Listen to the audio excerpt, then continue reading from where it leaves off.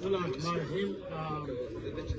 The President of the President of Federal Republic of Somalia, CC to Parliament of Somali Federal Republic, Security Council members, General Security of United Nations, Chairman of African Union, General Secretary of Arab Leagues, member states of IGAD, all diplomatic missions to Somalia. Laascaanood Declaration, February 5th, 2023. The Somali people and the most of the international community are aware that over the last 15 years, the SSC Khartoum region have encountered numerous problems caused by illegal presence of secessionist-minded Somali administration. This problem resulted in an uprising known as Blue Uprising, in which the people in this region stood up against the one-sided secession of Somaliland by defiantly raising the blue Somali flag. They protested against the genocide agenda that targeted permanent citizens, the economic embargo that prevented the presence of development agencies in this region, and the violation of the inalienable rights of life, liberty, and pursuit of happiness.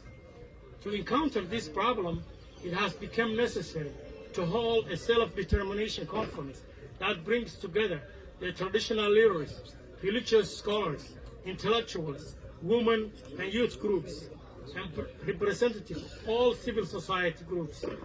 They held conference in the city of Laascaanood, the capital city of Khartoum region, from 28 January 2023 through February 5th, 2023.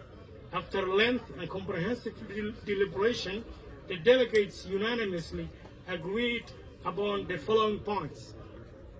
We declare that we are not part of Somaliland administration, and we have never agreed to or participate in the cessation program, although the Somaliland administration is trying to force upon us, contrary to international norms and laws. The SSC Khartoum territory are part of the Federal Republic of Somalia, and they stand for unity and integrity of Somali Federal Republic. The delegates, the SSC Khartoum Self-Determination Conference, elected 45-member party that will govern and administer the affairs of SSC Khartoum territory.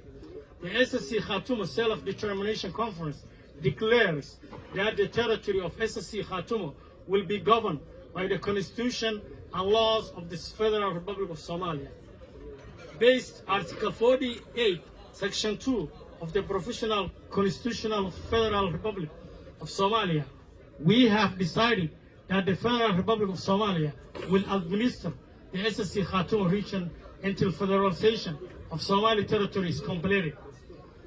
The Somali administration should respect, the Somaliland administration should respect the desire and the will of SSC Khartoum people towards the self-determination. And Somaliland administration should withdraw its troops from territory of SSC Khartoum without any condition. We welcome any peace talks with Somaliland only after they fully withdraw their troops from SSC Khartoum territories. We hereby declare that we are not a terrorist, as Somaliland administration tries to label us. We are the owners of the SSC Khartoum territory that Somaliland invaded and occupied by force. At the same time, we are willing and capable to safeguard and maintain the security of our territories, and we are ready to cooperate with neighboring administrations and regions in all matters related to security, peace, and stability. This is no doubt that the Somaliland administration is responsible for the cold-blooded murders and targeted assassinations of ordinary and permanent SSC Khartoum citizens over the last 15 years. It has been in control of our territory by force. This might even raise the level of genocidal campaign to eliminate the cream of SSC people. This has created an atmosphere of fear that has negatively affected investment and business activities.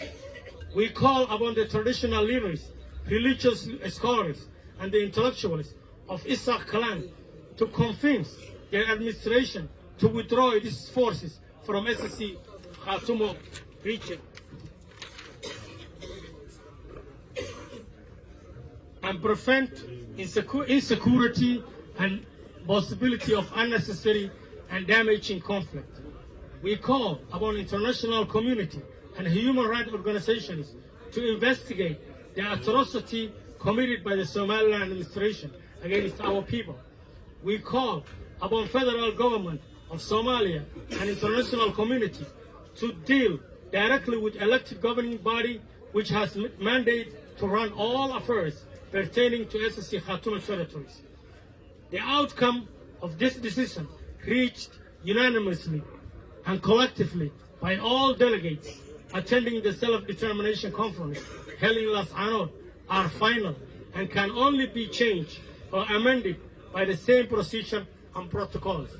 Thank you very much. As we speak today, at this moment, there is this morning around 5:50, the Somaliland troops invaded the city of Laascaanood without provocation. And as we speak tonight, right now, the sound of gunfire and heavy artillery we are hearing at the background. Right now, as we speak here, no one is safe for his life. There are many casualties, death and injuries among young children and women. People are really in siege by Somali land troops at this moment. We call upon international community, the federal government of Somalia, to urgently stop this bloodshed and aggression that is committed by the Somaliland government. Thank you very much.